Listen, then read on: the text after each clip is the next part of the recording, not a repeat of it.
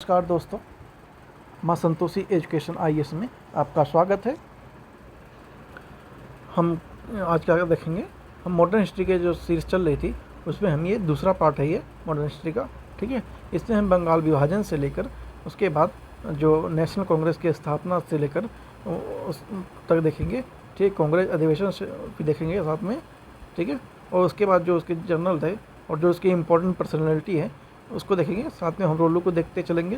ठीक है दोस्तों, तो इस तरह से हम आज कवर करने वाले हैं। ये लेक्चर बहुत ही इम्पोर्टेंट है, हिस्ट्री का पोर्सन ये, और बहुत ही इम्पोर्टेंट रखता है। हिस्ट्री के साथ साथ ये पॉलिटिकल से भी बहुत ही महत्वपूर्ण बन जाता है। ठीक है, तो आप प्लीज़ चैनल पर नए हैं तो चैनल को सब्सक्राइब करके हमें सपोर्ट जरूर करें और बेल आइकन को प्रेस करना ना भूलें।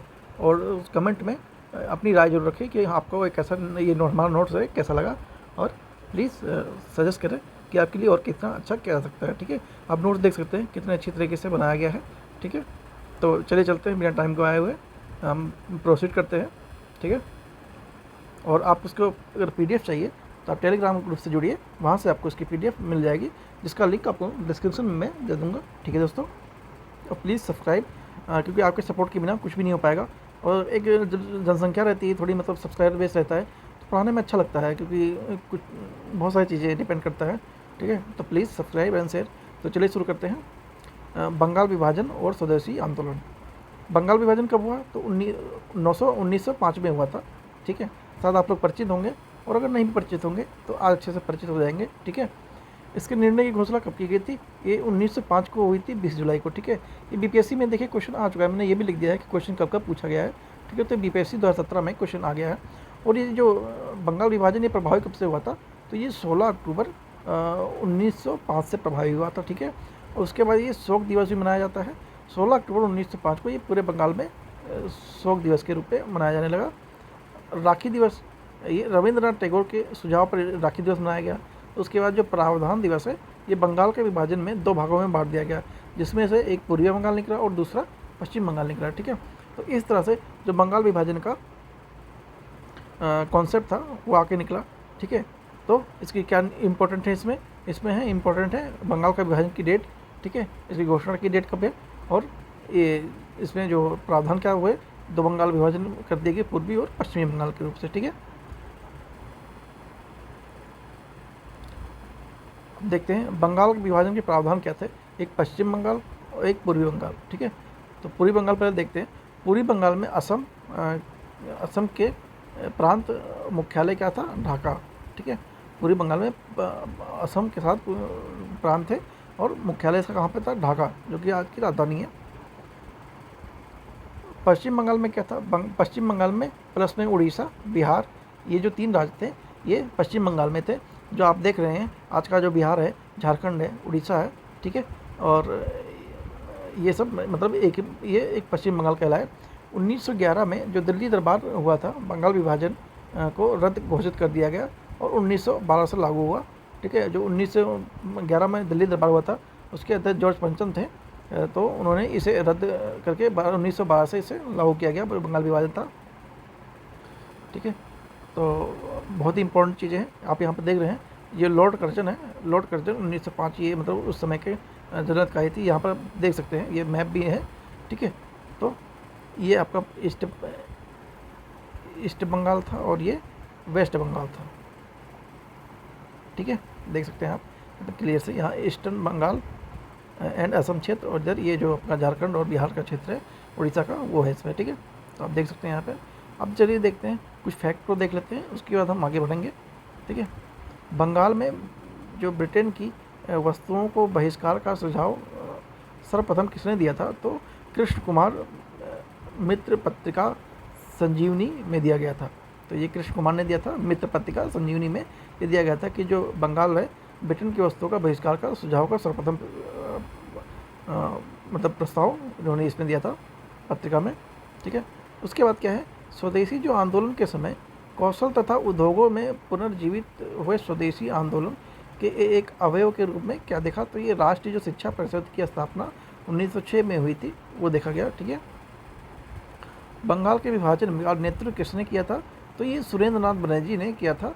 इन्होंने कहा था कि हमारे जो ऊपर बम की तरह या गिरा है, तो ये कथन स्पेशल बहुत ही इंपॉर्टेंट है। ये पूछा जाता है अक्सर एग्जामों में कि बम की तरह हमारे ऊपर गया, ये किसने क्या कहा था? तो ये सुरेंद्र नाथ बनर्जी ने कहा था। ठीक है, 1912 में ही बिहार और उड़ीसा के बंगाल से अलग कर दिया गया। 1 अप्रैल 1936 को उड़ीसा बिहार से अलग कर दिया गया। ठीक है, तो ये देख सकते हैं, ये इसी का पार्ट है, ये यहाँ पर एरो वगैरह रखा है। ठीक है, तो ये इसी का पार्ट है कि जो 1912 से लागू होंगे, तो उसमें क्या हुआ कि जो 1912 में बिहार और उड़ीसा को बंगाल से अलग कर दिया गया। ठीक है, और 1 अप्रैल 1936 को उड़ीसा को भी बिहार से अलग कर दिया गया।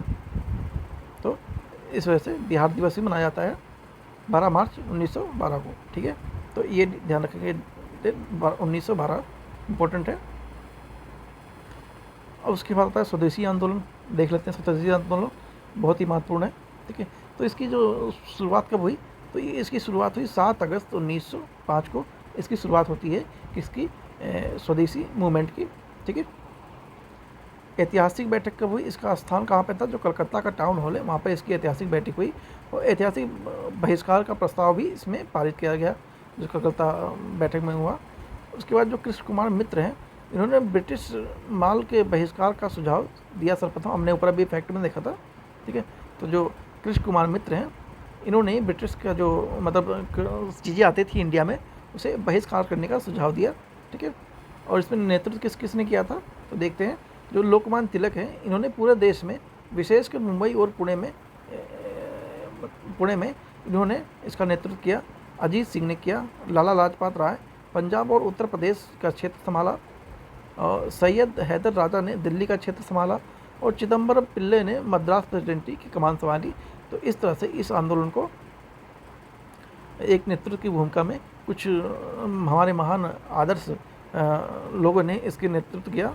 ठीक है, और उसके बाद स्वदेशी बंधन समिति, ये अश्विनी कुमार दत्त ने दिया। महिलाओं की सक्रिय भागीदारी इसमें रही। ठीक है, तो इसमें हम देख लेते हैं कि किसका योगदान ज़्यादा रहा है और किसका कितना क्या मतलब योगदान रहा, और सबके योगदान से ही ये मूवमेंट सफल हो पाया था। ठीक है, किसान बहुसंख्यक मुस्लिम समुदाय आंदोलन से अलग रहे। जो किसान और बहुसंख्यक मुस्लिम समुदाय के आंदोलन से अलग रहे, माफ़ कीजिएगा, इसमें कुछ करेक्शन है। जो किसान बहुसंख्यक हैं, ये नहीं हो सकता। मुस्लिम समुदाय भी आंदोलन से अलग रहे, ये फैक्ट मैं करेक्ट करना चाहूँगा बाद में। ठीक है, बताऊँगा, ये ऐसा नहीं हो सकता, गलत शायद लिखा है। कोई नहीं, तो हम बाद में करेक्शन करके देंगे। वंदे मातरम जो भारतीय राष्ट्रीय आंदोलन का शीर्षक गीत बना। ठीक है, ब्रिटिश पत्रकार H.W. डेविसन को इसमें जुड़ा गया। रविंद्रनाथ जो टैगोर हैं, उन्होंने विदेशी कपड़ों को होली में जलाने के आलोचक किया।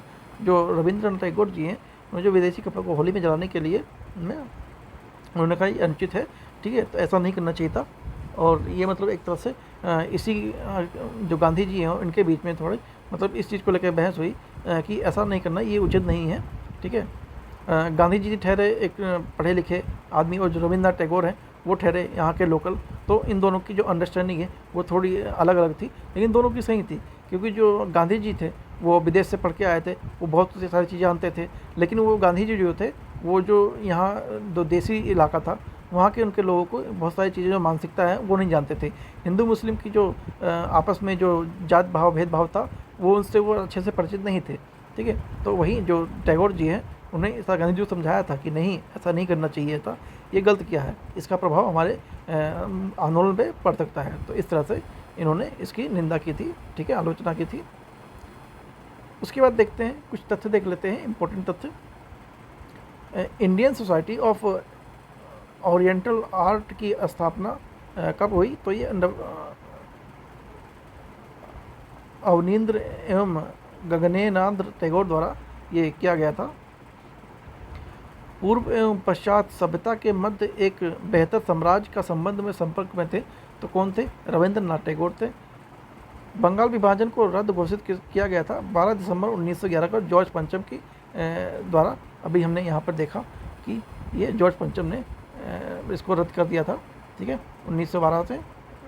ठीक है, तो वही यहाँ पर फैक्ट दे रखा है, तो ध्यान देंगे इस चीज़ को।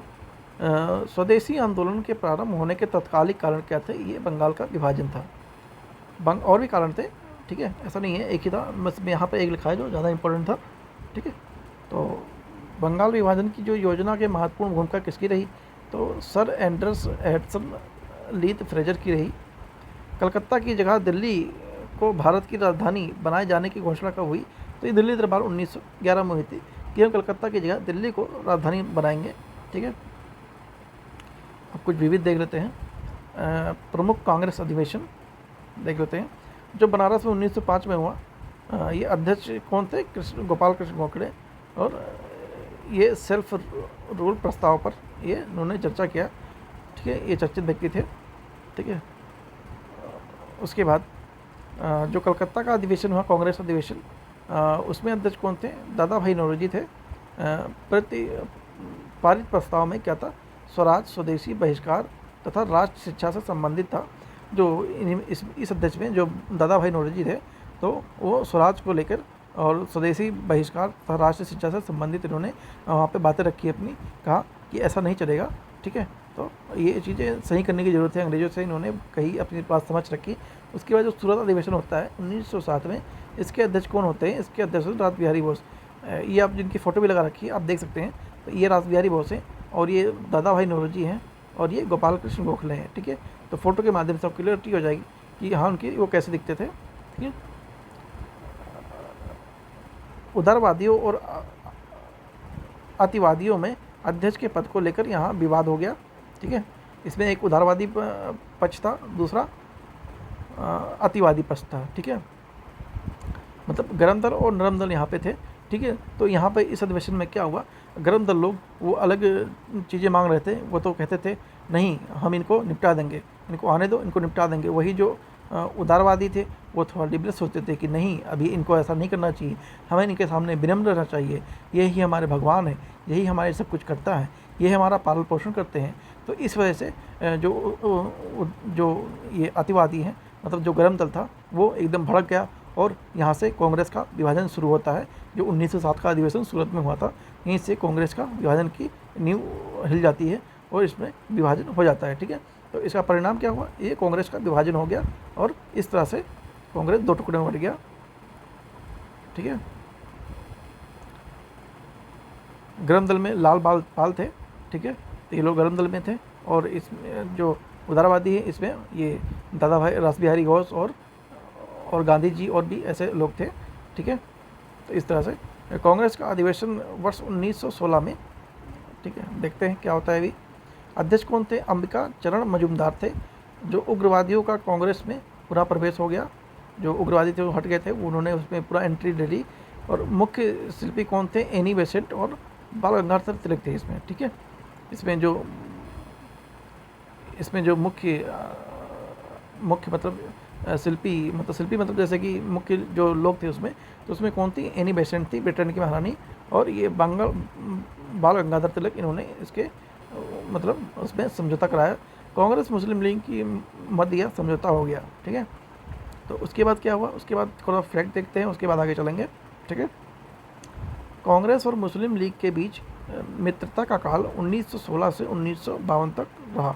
यूपीएससी 1992 में पूछा गया था ये, ठीक है। भारतीय राष्ट्रीय कांग्रेस के किस अधिवेशन में महात्मा गांधी को चंपारण के लिए किसानों की समस्याओं से अवगत कराया गया, तो ये लखनऊ में कराया गया अधिवेशन 1916 में। राजकुमार शुक्ल जी वहाँ पर गए, उन्होंने गांधी जी से अपनी समस्याएं बताई और उनको इस समस्या से अवगत कराकर फिर गांधी जी वहाँ गए चंपारण में और अपनी एक धर्म और अपने एक इच्छा शक्ति से उनको डिफीट किया और किसानों के प्रति वो जो तिनकठिया प्रति था उसका समर्पण किया, ठीक है दोस्तों। उसके आते हैं फिर देखते हैं कांग्रेस का जो विभाजन था उसको अधिवेशन का, उसको देखते हैं। फिर आता है दिसंबर 1916, ठीक है। कांग्रेस मुस्लिम लीग के मध्य थी, इसका अन्य नाम कांग्रेस लीग पैक्ट हुआ, ठीक है। ये लखनऊ समझौता हुआ, ठीक है। यहीं पर राजकुमार शुक्ल उनको मिले।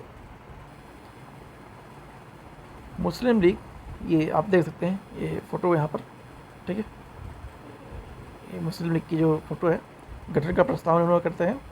और उसके बाद दिसंबर 1906 में ढाका के नवाब ख्वाजा सलीमुल्लाह खान द्वारा यह मतलब किया जाता है, ठीक है। इनका जो उद्घाटन होता है उनके होते हैं ढाका में, मुख्यालय लखनऊ होता है।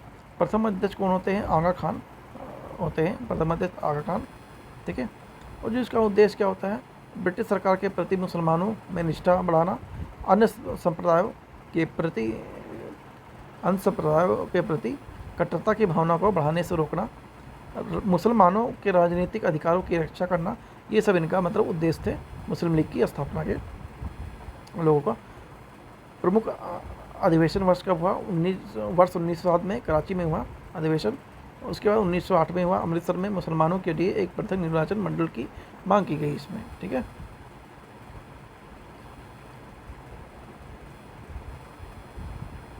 उसके बाद देखते हैं दादा भाई नौरोजी के बारे में थोड़ा बहुत जान लेते हैं।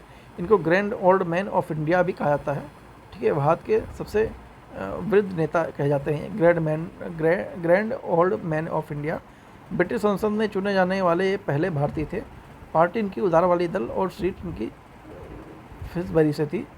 1886 ईस्वी में, 1893 ईस्वी एवं 1906 में कांग्रेस अध्यक्ष रहे। गुजराती पत्रिका रास्त गुफ्तार की शुरुआत इन्होंने की, जो रास्त गुफ्तार की शुरुआत इन्होंने की थी। गोखले के कथन, यदि मनुष्य में कहीं देवता तो वह दया दादा भाई नौरोजी में है। मतलब जो गोखले हैं, ठीक है, जो गोखले हैं उन्होंने क्या कहा था? यदि मनुष्य के कहीं देवता है तो वह दादा भाई नौरोजी में है। देवता मतलब अगर जो भी देवता है मनुष्य में, तो उसमें दादा भाई नौरोजी में है। ये गोपाल कृष्ण गोखले ने कही थी, ठीक है। यहाँ सिर्फ गोखले लिखा हुआ है, तो आप ध्यान देंगे यहाँ गोपाल कृष्ण गोखले होगा इनका पूरा नाम, ठीक है। ये गांधी जी के राजनीतिक गुरु थे। कौन? दादा भाई नौरोजी नहीं थे, कौन थे? गोपाल कृष्ण गोखले थे, ठीक है। तो इन्होंने यही कहा कि अगर कहीं देवता है तो वह सिर्फ दादा भाई नौरोजी में है, मनुष्य में अगर है तो। उसके बाद देख लेते हैं मार्ले मिंटो, ठीक है, 1909। लॉर्ड मिंटो, लॉर्ड तो लगाने की ज़रूरत नहीं है, मिंटो ठीक है। ये भारत का वायसराय बना, और जॉर्ज मार्ले मिंटो ये भारत का सचिव बना। ये देखिए इन दोनों की शक्ल देख सकते हैं, ये कितने ही भद्दे और असभ्य ये पुरुष हैं, ठीक है। इन्होंने बहुत कुछ ऐसा काम किया है जो इनकी आत्मा कहीं भी होगी तो इनको कुश्ती होगी कि तुमने ये पृथ्वी पे जाके ऐसा कृत्य क्यों किया, जिससे आज भी तुम्हें लोग सुनाते रहते हैं, ठीक है। तो ये आज भी पछता रहे होंगे। चलिए छोड़िए, हम आते हैं अपने जीवन पे फिर से। भारतीय परिषद अधिनियम 1919, ठीक है। इंडियन काउंसिल ऑफ एक्ट 1881, इसको छोड़ते हैं अभी, इसको आगे देखिए। ब्रिटिश संसद द्वारा पारित सर्वाधिक सुधार हुआ इसमें, और जो इसका अन्य नाम क्या हुआ? ये मार्ले मिंटो सुधार। इसमें क्या हुआ था कि जो सांप्रदायिक प्रणाली के तहत जो मुसलमान हैं उनके लिए एक पृथक निर्वाचन मंडल की व्यवस्था की गई, जो कि ये सबसे बड़ा इसमें दोष रहा। मतलब सबसे बड़ा इसमें बेकार चीज़ यही रही कि इन्होंने क्या किया, इन्होंने मुसलमानों के लिए अलग, मुसलमानों और सिखों के लिए भी इन्होंने अलग से एक निर्वाचन की प्रणाली की व्यवस्था की, जिसमें ये अलग से भी उनको फिर से बांटने की कोशिश कर रहे थे। इसका सख्त विरोध हुआ। उसके बाद इन्होंने इस चीज़ को इसमें सुधार किया। उसके बाद इन्होंने 1919 का कानून लाया, ठीक है। उसमें इन्होंने फिर से सुधार किया, और फिर उसके बाद सही से जो हुआ इसमें शायद वो है नहीं, ठीक है। तो 1919 का कानून इसमें है नहीं, कोई नहीं। मैं जो मॉडर्न हिस्ट्री अच्छे से करेंगे टॉपिक वाइज, उसमें हम देख लेंगे, ठीक है। ये तो अभी आपके जनरल फैक्ट के लिए है, कि जो जनरल अंडरस्टैंडिंग के लिए वीडियो बनाई जा रही है, ठीक है। तो उसमें हम करेंगे अच्छे से। उसके बाद गांधी जी का कथन क्या होता है? जो मार्ले मिंटो सुधार ने हमारा संविधान सर्वनाश कर दिया। मतलब गांधी जी ने कहा कि जो मार्ले मिंटो सुधार है वो हमारा सर्वनाश कर दिया। राजेंद्र प्रसाद ने तो किसे पाकिस्तान का जन्मदाता माना, तो ये लॉर्ड मिंटो को जन्मदाता माना, ठीक है। कुछ महत्वपूर्ण तथ्य देख लेते हैं। आतंकवादियों एवं उदारवादियों के पुनर्मिलन की प्रक्रिया में महत्वपूर्ण भूमिका किसकी थी? तो ये एनी बेसेंट और तिलक की थी। ये आप देख सकते हैं, ये एनी बेसेंट है और ये हमारे तिलक जी हैं। कांग्रेस लीग समझौता के मुख्य शिल्पी थे जिन्ना और तिलक। शिल्पी मतलब मुख्य जो इन्होंने कार्य किया इसमें, उनको कहते हैं, ठीक है। तो ये थोड़ा शिल्पी लिख दिया, पता नहीं, कोई नहीं, एनीवे छोड़ते से। ये शिल्पी के मतलब मुख्य कौन थे? तो जिन्ना और तिलक थे, ठीक है। हार्डिंग बम कांड दिल्ली षड्यंत्र केस के रूप में प्रसिद्ध है। यह घटना 23 दिसंबर 1912 को हुई थी, ठीक है। अभियुक्त बनाया गया था मास्टर अमीर चंद, दीनानाथ, भाई बाल मुकुंद, बलराज भोला, बसंत कुमार, अवध बिहारी और दीनानाथ सरकारी गवाह बन गया था इसमें, ठीक है। ये लोग मतलब हमिंग अर्निंग जो बम कांड था उसमें ये लोग गवाह बन गए थे। उसके बाद आते हैं होम रूल। होम रूल इसे मतलब से पता लग जाता है कि होम मतलब ये रूल करने वाली कोई बात करेंगे इसमें, ठीक है। बाल गंगाधर तिलक ने इंडियन होम रूल की स्थापना की, ठीक है। स्थापना इसे कब हुई? 1916 में। प्रचार के माध्यम से ये मराठा और केसरी, प्रचार के माध्यम से उन्होंने मराठा और पंजाब केसरी के माध्यम से इस चीज़ को किया। उसके बाद जो अध्यक्ष कौन थे? जैसे बैपेटिस्टा थे। सचिव कौन थे? NC केलकर थे। और जो कार्य क्षेत्र का था कर्नाटक, महाराष्ट्र और मध्य प्रांत एवं बराबर में था मुंबई को उन्होंने इसमें छोड़ दिया था, ठीक है। तो ये सिर्फ एक जनरल अंडरस्टैंडिंग के लिए बताया जा रहा है, ठीक है। ये आपकी विस्तृत क्लास नहीं है। विस्तृत क्लास जब हम कराएंगे तो उसमें आपको अच्छे से हर एक चीज़ के बारे में बताएंगे, ठीक है। ये जनरल अंडरस्टैंडिंग के लिए मैं बता रहा हूँ, ठीक है, ताकि आपको किसी चीज़ में समझने में दिक्कत ना हो और आप इसे जो 1 डे एग्ज़ाम है या 1 लाइनर वाला एग्ज़ाम है या उसमें आप ये चीज़ें इंक्लूड कर सकते हैं, वहाँ से ही क्वेश्चन पूछा जाता है, ठीक है। तो हम जो इसकी क्लास लेंगे बाद में जो थ्योरी क्लास होगी उसमें हम अच्छे से करेंगे। ये भी थ्योरी है लेकिन ये इतनी विस्तृत थ्योरी में नहीं, मतलब नोट्स तो दिए गए हैं आपको, ठीक है। एनीवे छोड़ते हैं, चले चलते हैं एनिमेशन की होम रूल लीग। 16 में हो जाती है स्थापना। प्रचार का माध्यम कॉमनवेल्थ और न्यू इंडिया। सचिव कौन थे? जॉर्ज अगटेल। कार्यक्षेत्र का बाल गंगाधर तिलक के होम रूल लीग के अंतर्गत होने वाले देशों को छोड़कर ब्रिटिश भारत में अन्य क्षेत्र इसमें थे, ठीक है। M सुब्रहम और अय्यर भी एनी बेसेंट की होम रूल लीग की स्थापना से संबंध थे। ये BPSC 1995 में क्वेश्चन पूछा जा चुका है, ठीक है। कुछ फैक्ट भी देखते हैं। लखनऊ अधिवेशन में होम रूल समर्थक अपनी राजनीतिक शक्ति का सफलतापूर्वक प्रदर्शन कर सके, ठीक है। ये भी क्वेश्चन आया है BPSC में। कुछ तथ्य देख लेते हैं। भारत में जो होम रूल को सर्वप्रथम एनी बेसेंट ने प्रारंभ किया था। भारत में होम रूल लीग की स्थापना सर्वप्रथम बाल गंगाधर तिलक ने किया। होम रूल आंदोलन की व्याख्या जनवरी 1914 में अपने पत्र में कॉमनवेल्थ में एनी बेसेंट ने ही किया था। इन्होंने 1914 में ही कॉमनवेल्थ जो उनकी एनी बेसेंट का पत्र है उसकी होम रूल की जिक्र इसमें किया गया। उसके पहले प्रथम विश्व युद्ध के दौरान होम रूल लीग की स्थापना भारत में काफ़ी लोकप्रिय हुआ और एनी बेसेंट फैबियन सोसाइटी की सदस्य भी बनी। अप्रैल 1920 में Akhil Bharatiya home rule league की और लीग ने महात्मा गांधी को अध्यक्ष निर्वाचित किया और महात्मा गांधी ने इनका नाम बदलकर स्वराज सभा कर दिया, ठीक है। तो होम रूल का ही क्या नाम है? स्वराज सभा, ठीक है। तो इसको हम स्वराज सभा भी कह सकते हैं। ये होम रूल है, ठीक है। स्वराज सभा भी इसे कहते हैं, ठीक है। गांधी जी ने इसका नाम 1920 में परिवर्तन कर दिया, इसका नाम रख दिया स्वराज सभा, ठीक है। तो ये हमारा मॉडर्न हिस्ट्री का जो जनरल अंडरस्टैंडिंग थी वो ख़त्म होती है। इसमें हमने क्या किया? इसमें हमने बंगाल विभाजन किया, ठीक है। उसके बाद हमने इसमें क्या देखा? इसमें हमने जो विभिन्न व्यक्तित्व थे उनको देखा, इम्पोर्टेंट फैक्ट देखा, कांग्रेस अधिवेशन देखा, ठीक है। और होम रूल आंदोलन देखा, 1919 का पार्लियामेंट्री सुधार देखा। तो ये मतलब हमने इतनी सारी चीज़ें इसमें देखी हैं, ठीक है। तो आगे और कंटिन्यू रखेंगे, अगले पार्ट इसका आएगा। तो प्लीज़ आपने सब्सक्राइब नहीं किया तो मासूम तोसी एजुकेशन है, सब्सक्राइब करके अपना सपोर्ट बनाए रखें और मिलते हैं नेक्स्ट वीडियो में। कमेंट में अपनी राय देना बिल्कुल ना भूलें। Thank you very much.